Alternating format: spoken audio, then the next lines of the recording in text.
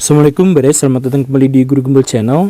Bulan Januari tahun 1942 ketika Jepang datang ke Malaysia untuk menjajah, mereka mendapatkan tamu yang sekelompok orang yang menamai diri sebagai KMM, Kesatuan Melayu Muda. Apa yang mereka tuntut adalah bahwa Jepang harus segera memerdekakan Malaysia, tetapi juga beserta tanah jajahan Hindia Belanda, yang bagi KKM ini bahwa Indonesia dan Malaysia itu tidak bisa menjadi dua negara yang terpisah karena sejak awal mereka adalah satu kesatuan, kesatuan bahasa, kesatuan budaya, kultur, kesatuan historis dan sebagainya.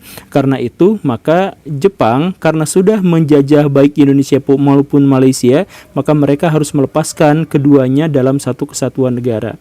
Beberapa bulan kemudian ketika Jepang menjajah Indonesia atau bekas jajahan Hindia Belanda, ternyata Jepang pun mendapatkan tuntutan yang sama, yaitu bahwa mereka harus melepaskan Indonesia dan Malaysia dan kemudian mempersatukan dalam satu kesatuan bangsa. Ya, Jepang tentu saja adalah negara penjajah pada waktu itu dan tidak berpikir apapun selain dengan tanah jajahan. Mereka berpikir bahwa mereka sedang melakukan perang dunia kedua dan dalam kondisi yang terperosok dan agak kesulitan, sehingga mereka hanya mengiyahkan permintaan-permintaan itu sambil mengatakan, saya akan membebaskan kalian berdua dengan catatan bahwa kalian harus membantu kami untuk melawan tentara sekutu. Jepang pada akhirnya membubarkan KMM dan kemudian mendirikan peta. Satu pernyataan yang tidak akan pernah diceritakan oleh guru sejarah manapun di Indonesia dan di Malaysia. Di episode ini kita akan lanjutkan tema ini dengan sangat serius. Yuk kita mulai.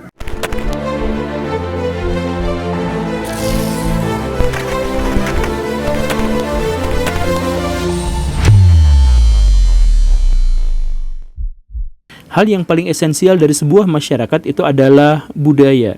Dan unsur budaya yang paling penting itu adalah bahasa. Dan karena itu maka bahasa harus kita pahami sebagai cikal bakal dari peradaban. Di Indonesia atau di seluruh wilayah Nusantara, orang-orang memiliki banyak sekali bahasa. Tetapi semua dari mereka itu akan paham kalau ada penutur orang-orang yang menggunakan bahasa Melayu. Kita tidak hanya berbicara tentang orang-orang di Sumatera, ya tentu saja orang-orang di Sumatera paham bahasa Melayu. Tetapi itu bukan hanya milik mereka. Bahasa Melayu adalah lingua franca untuk orang-orang di Nusantara. Orang Kalimantan, orang Jawa, orang Sulawesi ketika berbicara bahasa Melayu mereka mengerti walaupun mereka punya bahasa ibu masing-masing. Bahkan kalau misal Baraya main ke Maluku ataupun Papua yang dianggap sebagai wilayah paling timur, mereka pun mengerti bahasa Melayu. Dari mana kita mengetahui itu? Nama Papua sendiri itu artinya adalah orang berambut keriting atau rambut keriting, yang itu adalah bahasa Melayu. Kenapa orang Papua mau menyebut bangsa mereka sebagai bangsa Papua yang berbahasa Melayu? Karena itu adalah bahasa persatuan sejak ribuan tahun yang lalu.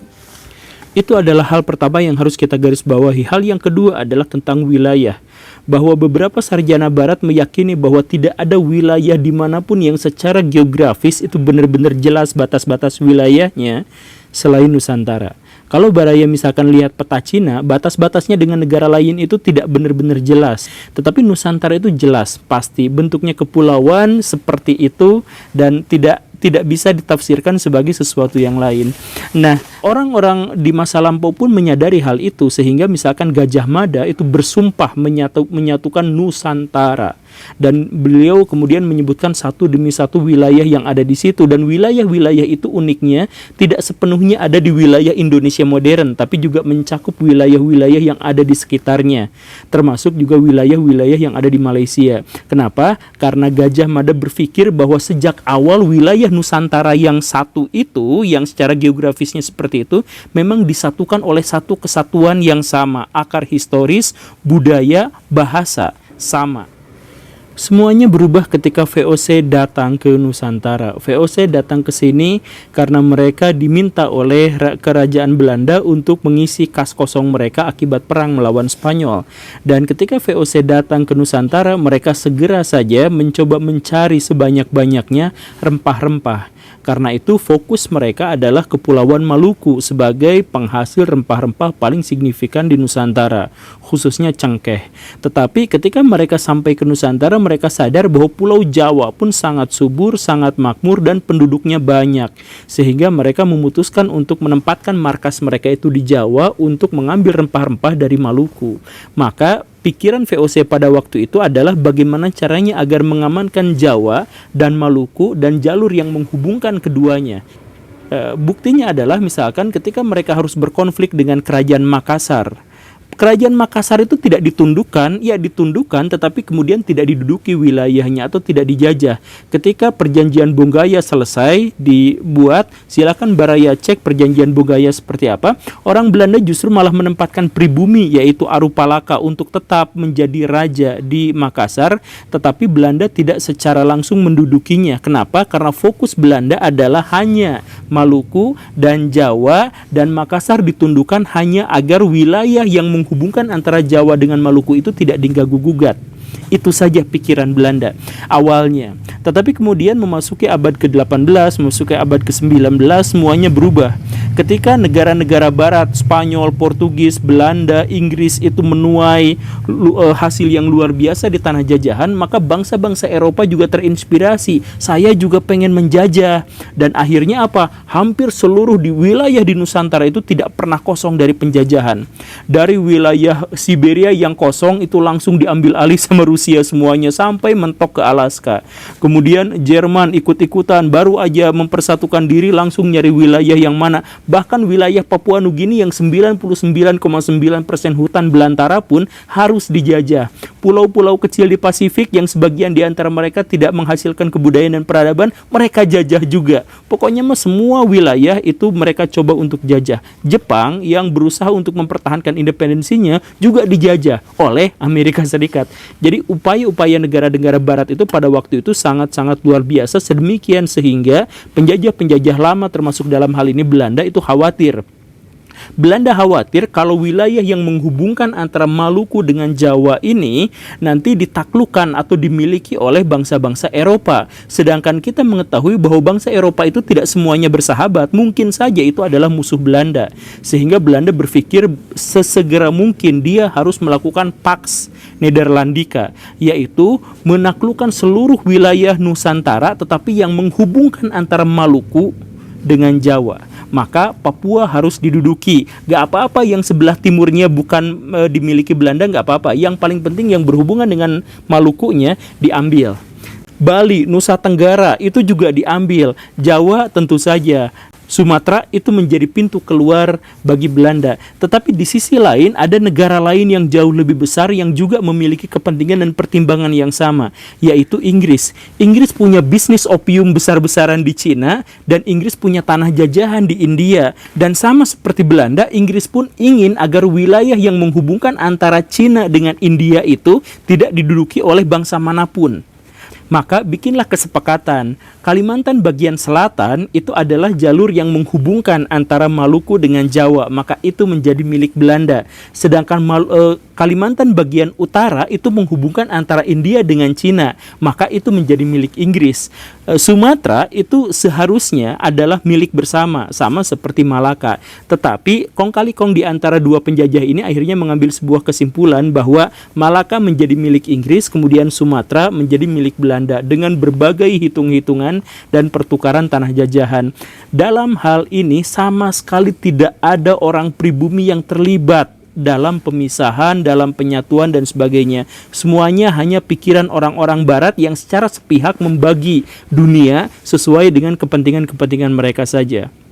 Persamaan akar bahasa, persamaan akar budaya, persamaan letak geografis itu semuanya diabaikan. Yang penting harus disesuaikan dengan kepentingan penjajah Belanda dan penjajah Inggris. Itu saja, penduduk Nusantara tidak dilibatkan. Dan tentu saja penduduk Nusantara sadar akan hal itu. Makanya ketika mereka memasuki zaman modern, kemudian mereka mengenal konsep nasionalisme, maka nasionalisme yang mereka maksud itu adalah nasionalisme Nusantara. Bukan ini bekas jajahan Belanda dan ini jajahan Inggris, bukan seperti itu. Makanya ketika kemudian tahun 1920-an mereka mencanangkan Sumpah Pemuda yang dimaksud itu adalah tentang berbangsa, bertanah air dan berbahasa satu, itu semuanya terkait dengan bahasa Nusantara, tanah air Nusantara, bangsa-bangsa yang ada di Nusantara. Ketika misalkan Baraya mengenal lagu Indonesia Raya yang dikumandangkan pada Sumpah Pemuda itu, lagu Indonesia Raya, maksud Indonesia Raya yang dimaksud itu adalah kesatuan bangsa-bangsa di Nusantara, termasuk wilayah jajahan Inggris yang sekarang namanya Malaysia. Dan kalau Baraya masih bingung juga, orang-orang Malaysia ikutan pada saat Sumpah Pemuda dan menyatakan sama-sama bergabung dengan Indonesia seandainya mereka lepas dari penjajahan. Baraya tentu saja mengenal Ahmad Subarjo, Soekarno, Muhammad Hatta, Muhammad Yamin, dan sebagainya ya. Tetapi tentu saja Baraya tidak akan diceritakan oleh guru-guru sejarah bahwa mereka itu bukan memperjuangkan nasionalisme bekas jajahan Hindia Belanda seperti yang sekarang.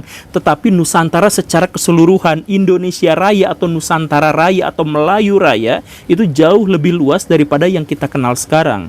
Kalau misalkan Baraya masih agak kebingungan dengan ini, Baraya silahkan cek risalah BPUPKI.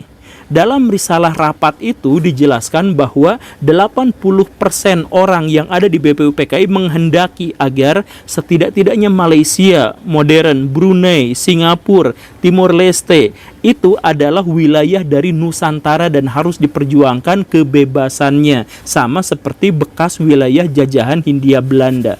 Seperti itu.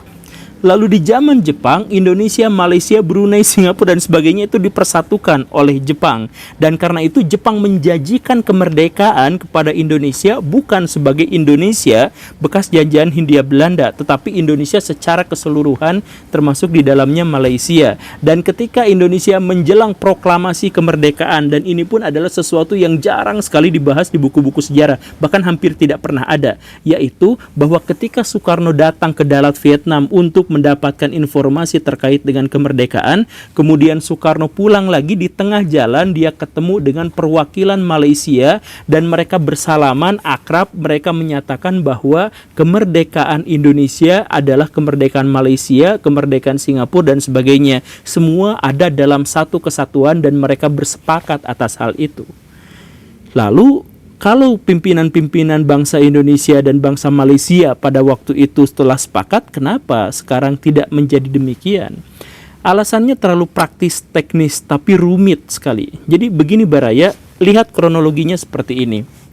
Pertama, wilayah yang sekarang menjadi wilayah Indonesia itu adalah bekas jajahan Belanda. Belanda sendiri adalah negara yang tidak terlalu beradab dibandingkan dengan Inggris. Sehingga Indonesia itu harus melepaskan diri dari Belanda dengan cara yang paksa dan penuh kekerasan seperti yang kita kenal. Dan akhirnya ketika Indonesia mendeklarasikan kemerdekaan pada tahun 1945, itu diperjuangkan dengan benar-benar kekerasan, bahkan kekerasannya belum selesai sampai 5 tahun berikutnya.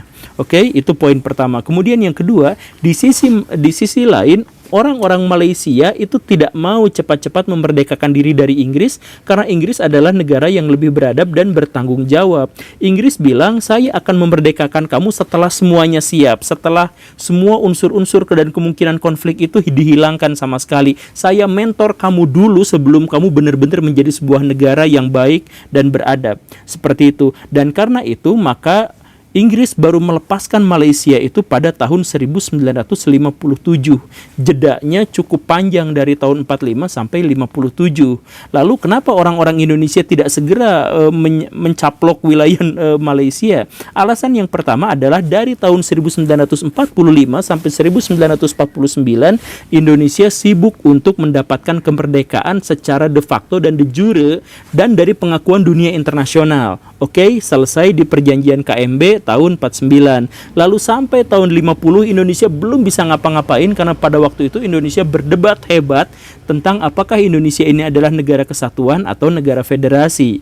Oke, setelah tahun 50 apakah selesai Indonesia? Tidak juga. Indonesia gak bisa ngapa-ngapain keluar karena pada waktu itu Indonesia sedang berspekulasi untuk menerapkan demokrasi liberal di Indonesia sampai tahun 57. Dan sampai tahun 57 itu terbukti bahwa sistem demokrasi liberal di Indonesia itu tidak berhasil, itu gagal. Karena itu Soekarno langsung mengeluarkan dekret bahwa kita kembali ke UUD 45 dan demokrasi yang akan dijalankan adalah demokrasi terpimpin yang sesuai dengan kepribadian bangsa. Oke, catat tahun 57 itu. Nah, sesudah itu sesungguhnya Indonesia itu plong, layak untuk bisa punya kesempatan untuk berdiplomasi dengan Malaysia dan menarik Malaysia itu ke Indonesia. Tapi pada waktu itu sudah terlambat. Inggris melihat bahwa ketika Malaysia ada kemungkinan bergabung dengan Indonesia, Inggris menahannya. Kenapa? Karena pada waktu itu lagi perang dingin.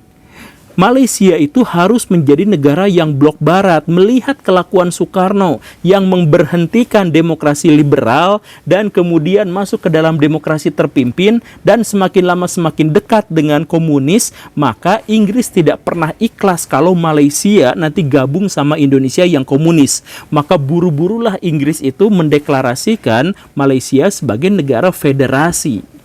Begitu. Nah, mengetahui itu Soekarno marah besar. Kenapa itu wilayah yang semestinya bagian dari kami, itu saudara kami sebangsa dan setanah air, malah jadi negara sendiri. Soekarno marah, maka dia mendeklarasikan konfrontasi dengan Malaysia. Ganyang Malaysia. Malaysia bukan sebagai Malaysia negara yang rakyatnya seperti itu, tetapi Malaysia sebagai Malaysia bentukan Inggris. Yang seperti itu. Maka ketika kemudian Malaysia bergabung dengan PBB, Indonesia keluar dari PBB sebagai protes. Kenapa negara itu yang semestinya bagian dari saya itu lepas begitu saja. Upaya Soekarno untuk mempersatukan Nusantara, pan-Indonesiaisme itu akhirnya terhenti gara-gara konspirasi antara sebagian orang-orang di dalam negeri dengan orang luar negeri. Salah satunya adalah Inggris yang menghentikan dan menjatuhkan Soekarno, kemudian mensterilkannya dari kekuatan politik dan akhirnya Soekarno meninggal. Penggantinya Soeharto itu sama sekali tidak memiliki minat dan niat untuk mempersatukan Malaysia dengan Indonesia. Karena Soeharto pada waktu itu fokus bagaimana cara membangun masyarakat Indonesia menjadi lebih baik dan lebih beradab. Pendeknya, kesatuan Nusantara antara misalkan Indonesia dengan Malaysia itu adalah kesatuan yang ideal.